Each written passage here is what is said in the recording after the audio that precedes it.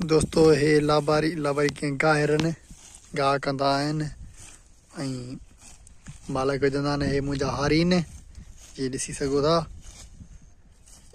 हीअ सरियां टोटल हीअ 1,000 रुपए ते काईंदा आहिनि। यको हलियो सरियां जो यको या सरियां वो हेॾे बुबुर हीअ सरियां हे ट्रैक्टर तव्हां ॾिसी सघो था।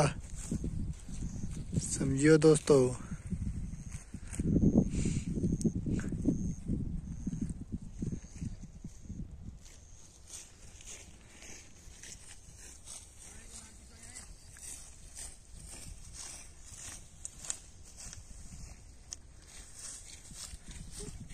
ओ ये दोस्त बिठान है तीन दोस्तों, ये बिठान इंडे वञी वेझो रिकॉर्ड कर सोचा तव्हांखे ॾेखारियां थो। ये ॾिसो त केतिरा परे आहिनि,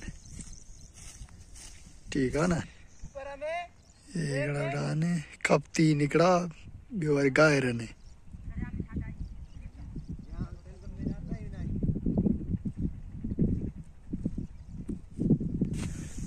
दोस्तों हिन जो ॾाटो विञाए जियो आहे, जीअं लभे थो विलाए थो पियो लभियुसि।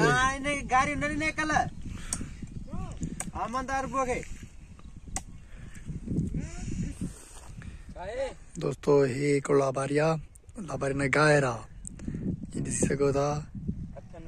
हे मुंहिंजा हारी आहिनि, मुंहिंजी असरियां टोटल कथल आहे, हीअं ॾिसी सघो था। तव्हांखे मां ॾेखारींदो हलंदुसि पंहिंजी कणिक बि, ॿुधी न सम्झी न। हीअ राई थी आहे माशाल्लाह सुठी थी आहे, पर खां भली थी आहे, पर ॾिनो 100 मण हेर इंशाल्लाह 50 मण ॾींदी, सम्झियो न दोस्तों। ओ ये ट्रैक्टर बीठो आहे मुंहिंजो, जीअं ते मुंहिंजा हारी गाह खणंदा आहिनि। ट्रैलिंग ट्रैक्टर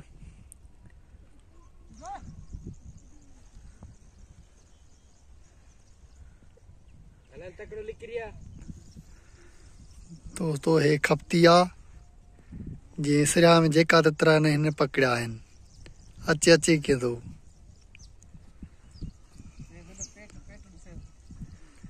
ॾिसोसि हिकिड़ो गाहिर आहे, ॿियो खपती आहे।